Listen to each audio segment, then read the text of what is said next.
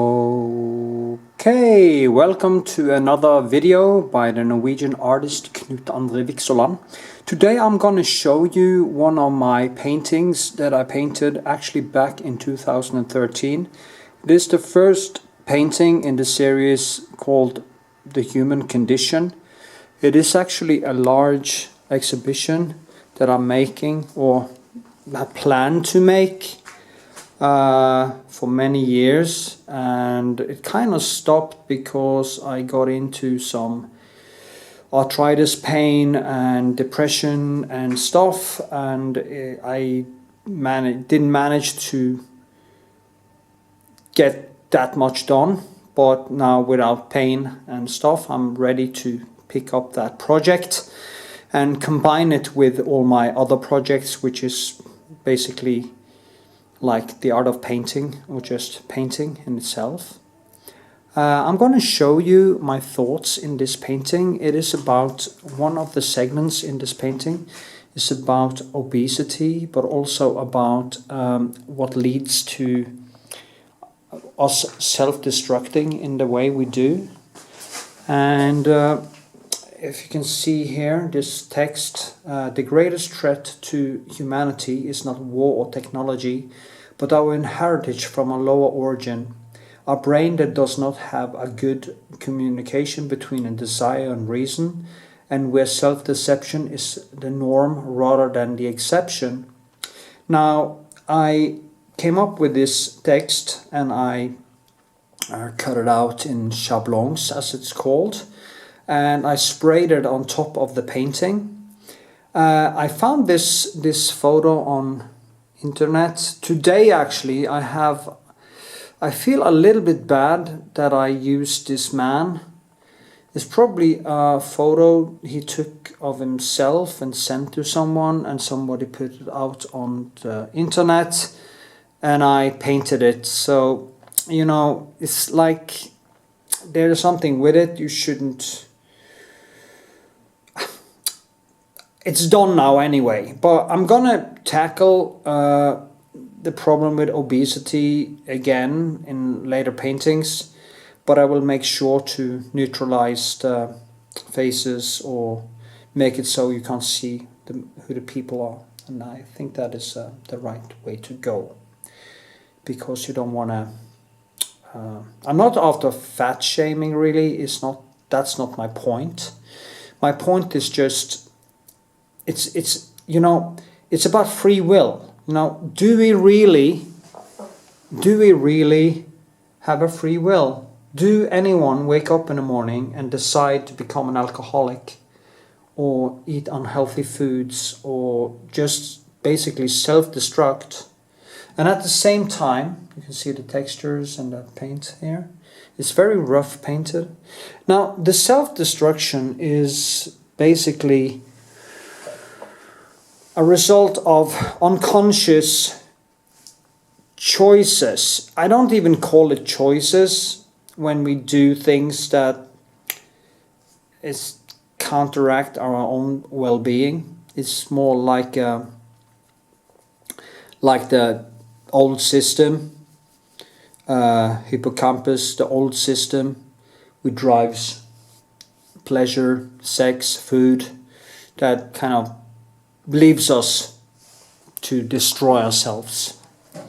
Now, in this segment, I tackle poverty, and I actually saw some videos on YouTube the other day about people saving dogs in India, and I do absolutely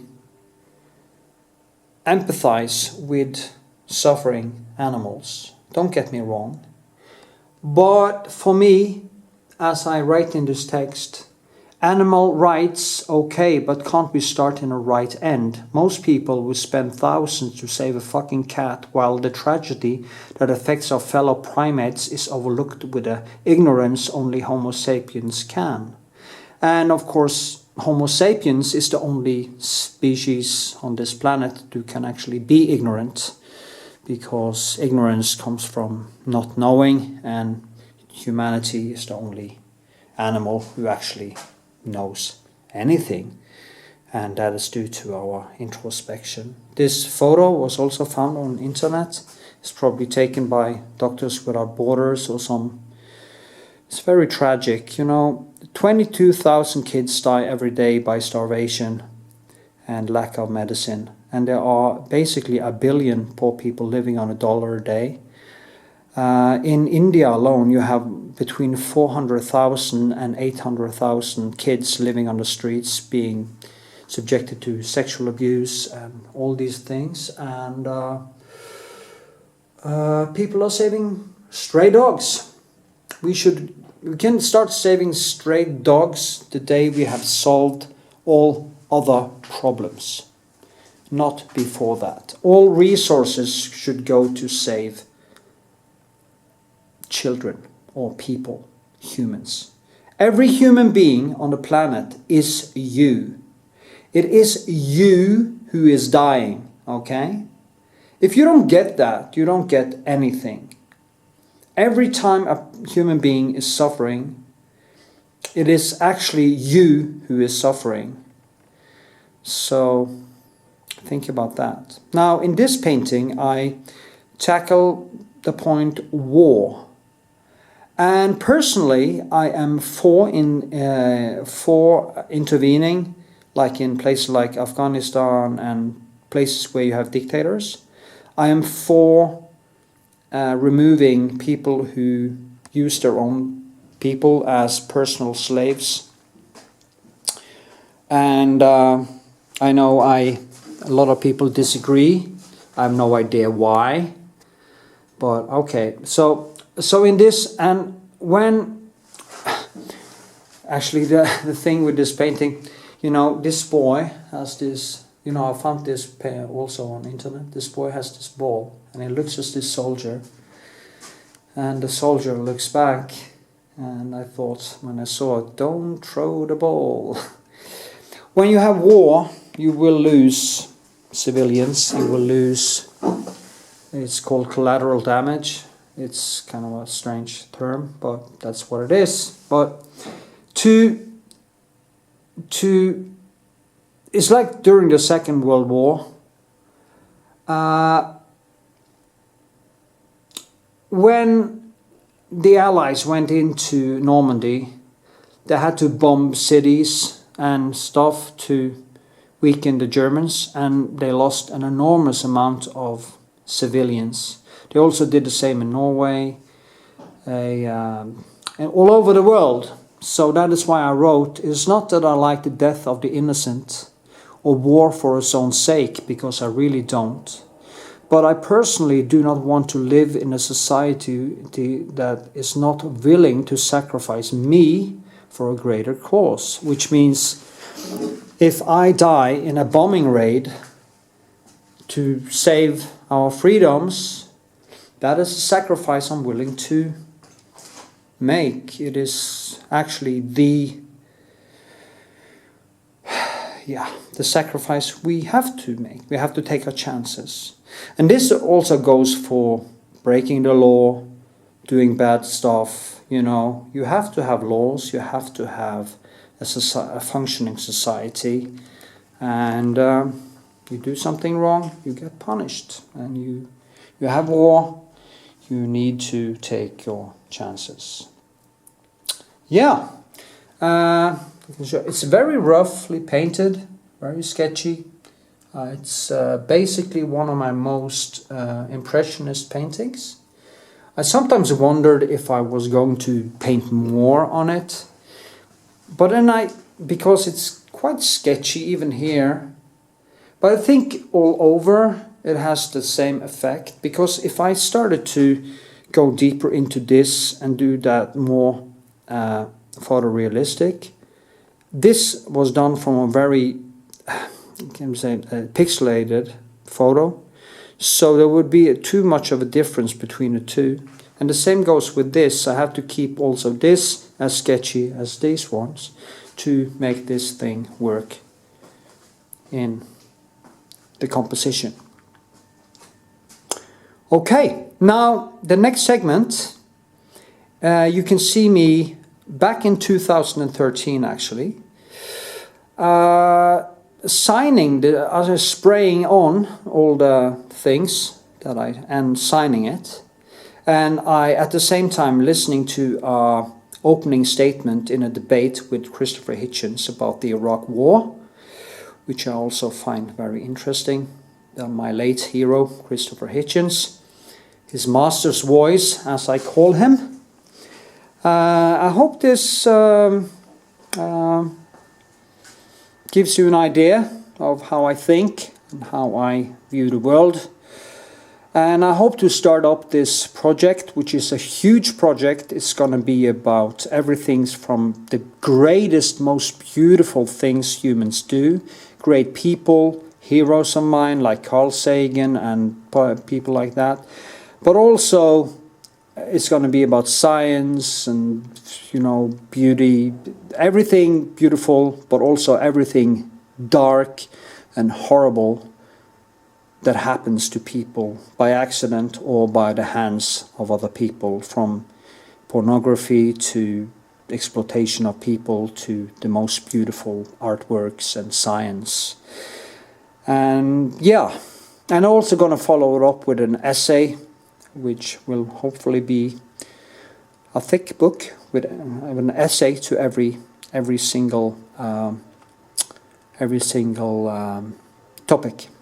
So I don't really even know how many topics there will be, but it will be a huge project that will be, you know, you make a project like that and then you will actually feel that you have done something for humanity. So yeah, I also painted one painting after the Charlie Hebdo massacre. I painted a Muhammad portrait, actually the front page of Charlie Hebdo.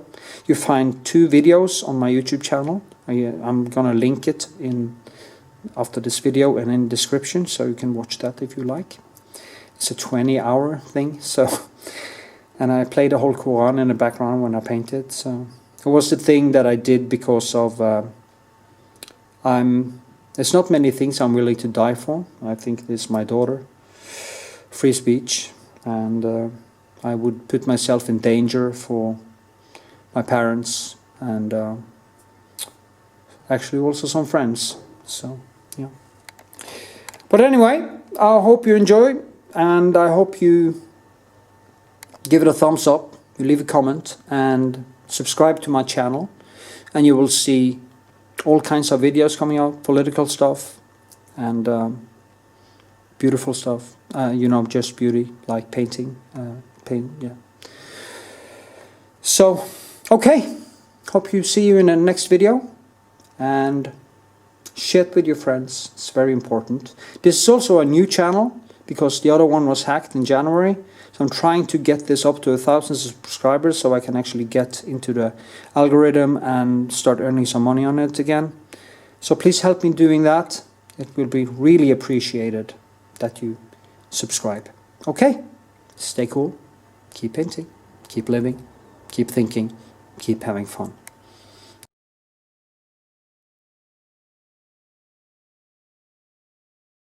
Christopher Hitchens,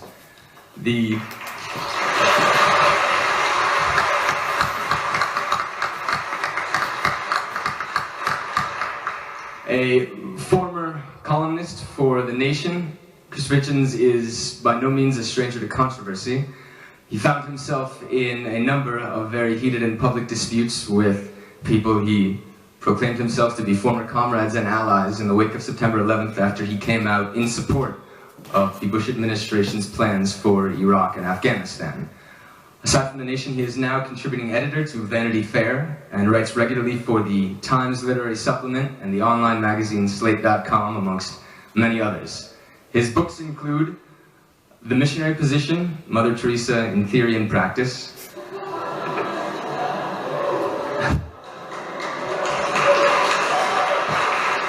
always gets a laugh. The title always gets a laugh. The Trial of Henry Kissinger, and his most recent work, Love, Poverty, and War, Journeys and Essays. So, that's it from my role. It is my great privilege to introduce to all of you Dr. Michael Prenti and Christopher Hitchens.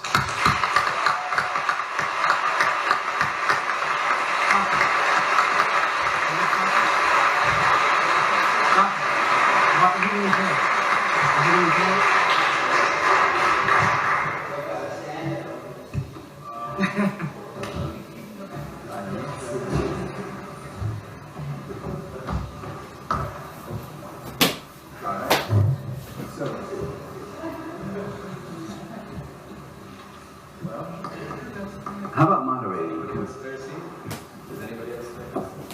that's all right. Go on. Are you alright? Okay. Can everybody hear me? This thing almost shut us out. No. Can everybody hear me now? Alright. Now it's on. Wow. Okay. Okay. So, by agreement, opening tonight will be Christopher Hitchens. Thank you, Sasha, and thank you, ladies and gentlemen, comrades and friends, for brothers and sisters, I hope I can say, for coming. No, I can't say that, okay. Have you ever known that to fail?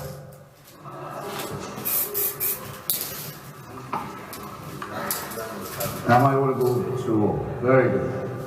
I recently realized after returning from a long trip to Iran that I'd become the only person, I think, since the year 2000 to have reported from both from Iran, from Iraq, and from North Korea. In other words, to have, without particularly wishing to, have become an expert in axes of evil. And I'll just say to begin with that it's a huge pleasure to be invited to debate these grave matters in what seems to me to be the Hogwarts dining hall. Some of you look from where I'm standing reassuringly antique. I can see some veteran visages in the hall, but I also noticed that quite a lot of you are terrifyingly young. And I wanted, this is perhaps a pity, but I hope it won't be, because I want to date my remarks from the year 1989, in fact, to be specific, from the fall of that year, which will be perhaps a legend or an early memory to some of you, but which is always worth looking up. It was in that year that tremendous act of social and national emancipation occurred, not just in the countries of the former Soviet Empire and its dependencies, who saw their former masters and their former system of banana republic socialism melting away, but an emancipation for all of us too, all of us like myself. I was born in 1949, who've been brought up in the shadow not just of the Cold War, but of its corollary, the arms race, the permanent threat of nuclear extinction, the zero-sum and authoritarian manner in which all political arguments had to be conducted, whether it was Chile or South Africa or Vietnam, or Poland or Czechoslovakia. Everything one found, one attempted to make sense or to deploy reasoning, was shoehorned into the conscripting categories of the Cold War, with over it all the time the possibility that a final solution would be found in the form of a thermonuclear extinction. To be freed from this and from its counterpart, the concept of the one-party dictatorial state, was an extraordinary moment of what I suppose I'd now have to call euphoria. It didn't seem so euphoric at the time, though there were beautiful moments to it. I was in Romania, for example, for the end of the Ceausescu dictatorship. It seemed realistic. We began to hear some foolishness being uttered. Professor Fukuyama's prediction of the end of history, I think now, as I thought then, was perhaps a little premature. But there were reasons to think that a synthesis might be possible, that some of what had been learned by the socialist movement in its long struggle through the 19th and 20th centuries could be used to tame the concept of the free market society and the open market society, that there would be money to spare at last. There was talk, not idealistic talk only, of a peace dividend in those days. Some of you will remember it perhaps with a pang. What we were spending on weapons of mass destruction could perhaps be deployed to nobler ends, and it might even be possible to have another look at the terms of trade that governed relations between the rich and poor worlds. It was not a bad little time in which to be alive, in other words. I haven't done the exact maths, but you can do it in your head. How long did this period last?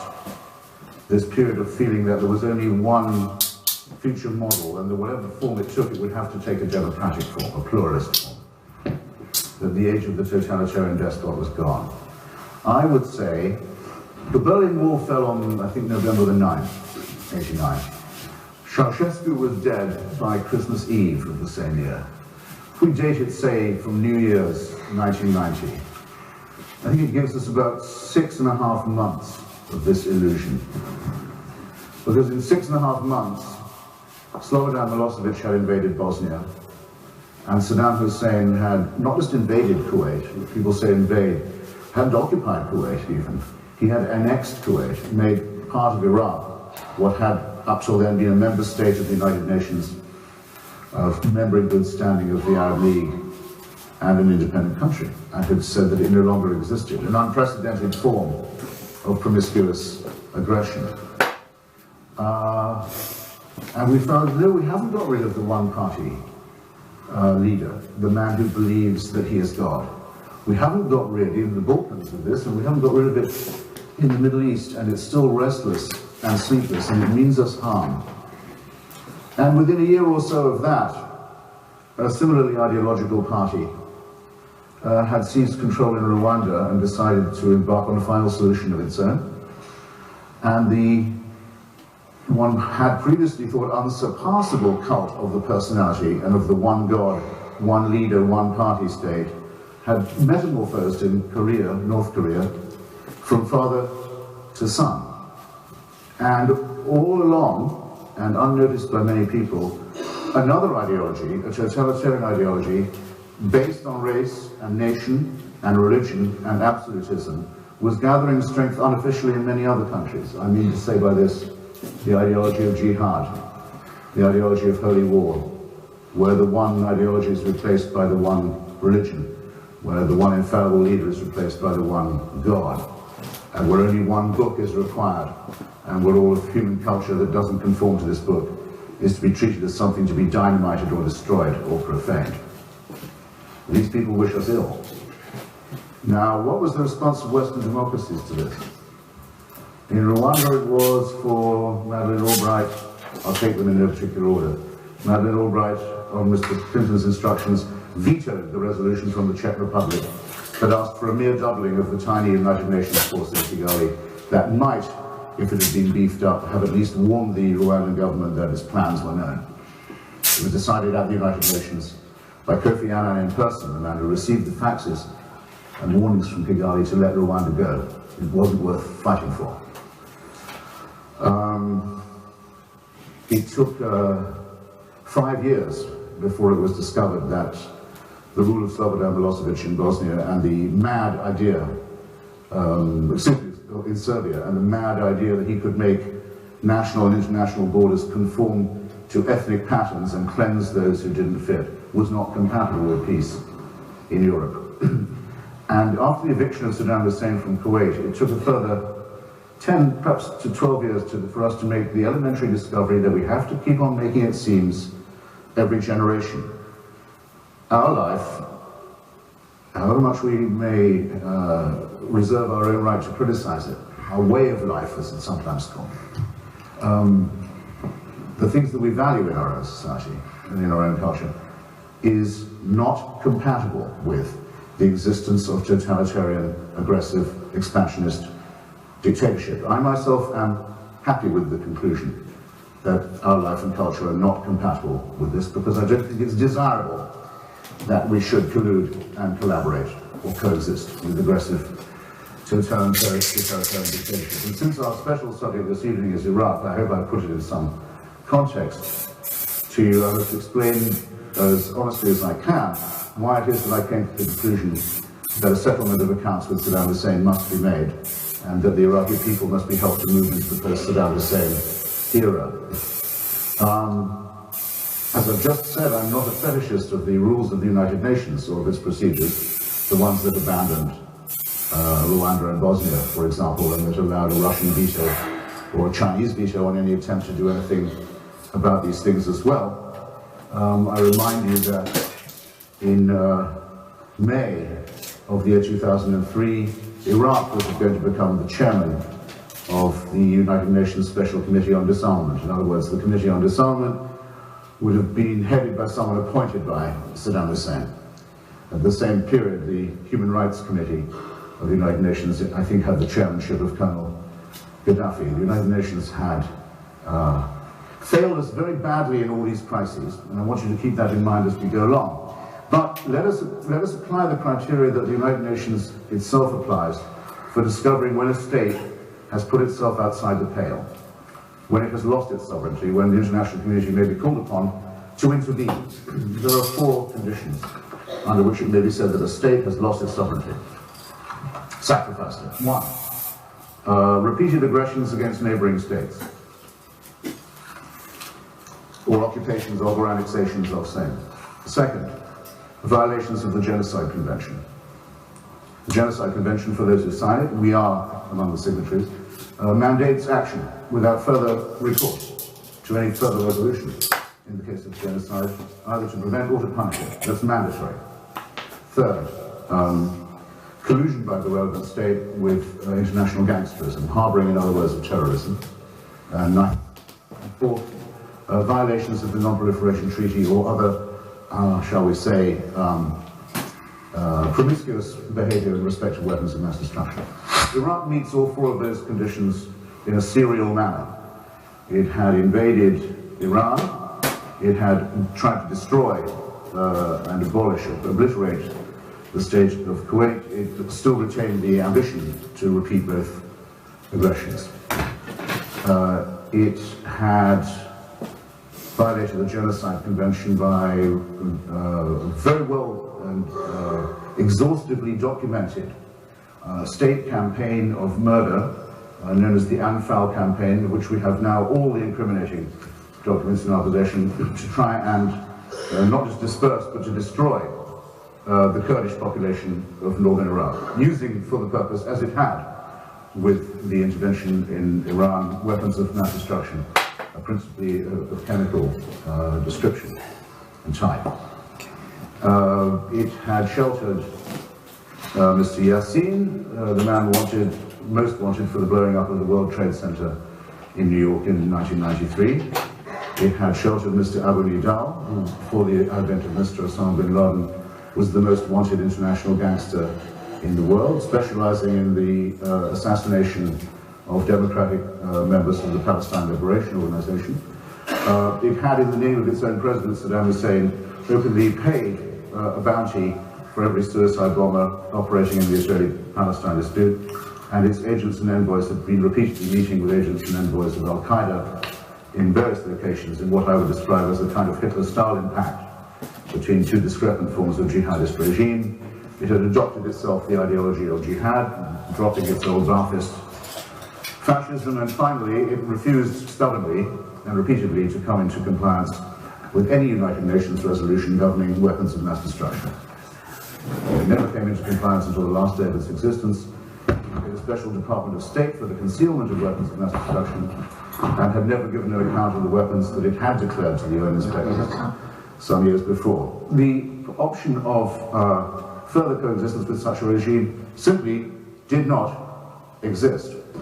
And all of this would have been the case long before we became aware, in the abrupt way in which we became made aware of it, of the really genuine threat of an Islamic fascism that, among other things, the beggaring and destruction of Afghanistan, the reduction of Afghanistan to a serf state with women as chattel and Shia Muslims as targets in a free fire zone, bankruptcy, misery, starvation, slavery. Not only had such achievements as that to its credit, but had managed in a small way to build a secret army within the borders of the United States.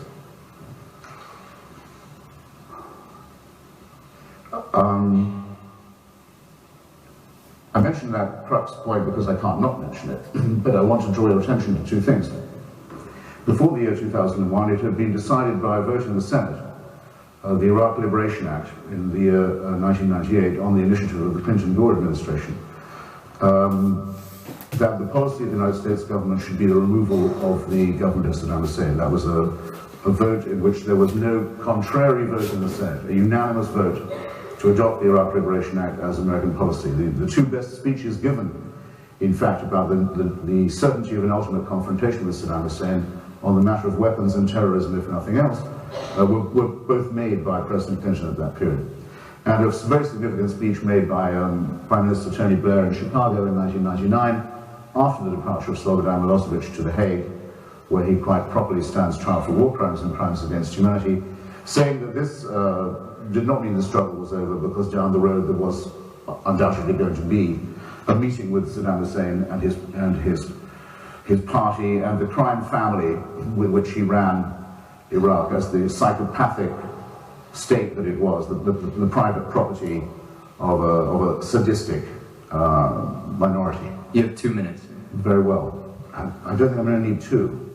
If I haven't persuaded you by now that this was something that had to happen, was going to happen, probably ought to have happened in 1991 when the opportunity presented itself after the Kuwait War. I may not be able to do so in the remaining 90 seconds. What I want to dispel, though, is what I believe to be a very widespread impression that there was something improvised or faked or contrived or confected about this confrontation. I hope I've said enough to persuade you, or at least to invite you to consider persuading yourselves that what you're so glibly told about Iraq becoming a sudden target of opportunity for the Halliburton Company, or something to enhance the Bush administration's credibility after the reverses in 2001, is not really true.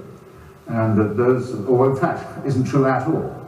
And that those of us who some years ago decided to range ourselves on the side of the heroic forces of opposition among Iraqi Arabs and Kurds, those who dared to think that it would be possible to take down and remove the disgusting, unlawful regime of Saddam Hussein, can be proud of what we've done, as I am. Because not only can Iraq now be certified as disarmed, which it now at last can. If you wanted to certify it as disarmed before, you'd have had to take Saddam Hussein's word for it, which I would strongly recommend you don't do. Not only are those who perpetrated the genocide at long last being ranged in the dock and brought to justice and made to face their victims, not only are the neighboring countries to Iraq able to breathe more freely because they know that a sleepless aggressor and conspirer across their borders is no longer there, but better than all that, and better than all the conformity with international resolutions that I mentioned before, I've had the opportunity to see something that I hope you one day get the chance to see too, which is what people looks like when it's been liberated. There is no experience like that. No experience like the look on the face of people who suddenly find themselves free, who had up till then been the property of the state and victims of torture and tyranny. And to be able to do this and all those other things too, thank you, is something that I envy those who didn't do it. Thank you, Mr. Hitchens. Thank you.